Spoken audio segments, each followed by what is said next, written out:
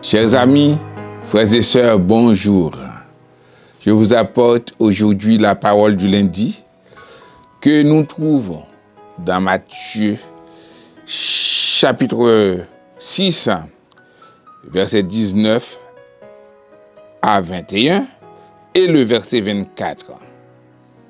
Il est écrit: Ne vous amassez pas des trésors sur la terre, où la teigne et la houille détruisent, et où les voleurs percent et dérobent. Mais amassez-vous des trésors dans le ciel, où la teigne et la houille ne détruisent point, et où les voleurs ne percent ni ne dérobent. Car là où est ton trésor, là aussi sera ton cœur. Verset 24.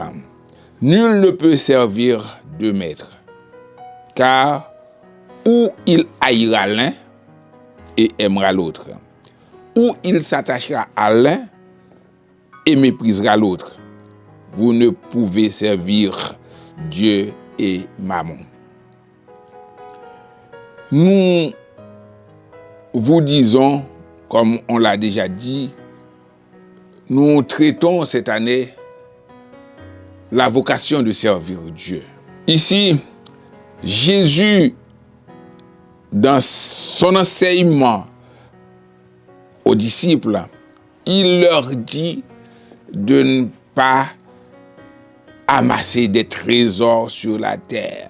Les trésors qui sont éphémères, les trésors qui n'ont pas beaucoup de valeur, qui peuvent disparaître d'un moment à l'autre. Alors, il nous conseille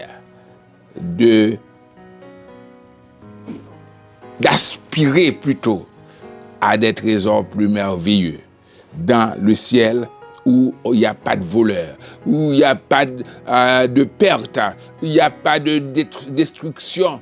Alors, frères et sœurs, il nous appelle, Jésus, à servir Dieu,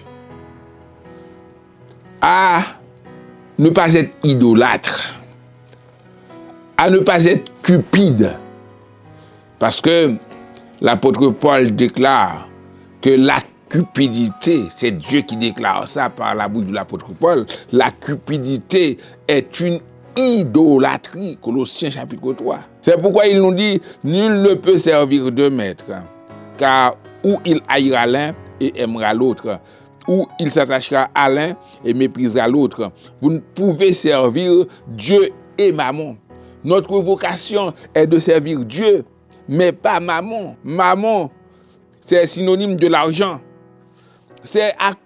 Servir Mammon, c'est lui accorder des valeurs qu'il ne mérite pas. On considère l'argent comme la source de notre vie, comme notre bonheur. C'est l'argent qui fait notre bonheur. Nous nous attendons qu'il garantisse notre avenir. Nous l'estimons plus que Dieu. Nous thésaurisons, nous accumulons à n'en plus finir.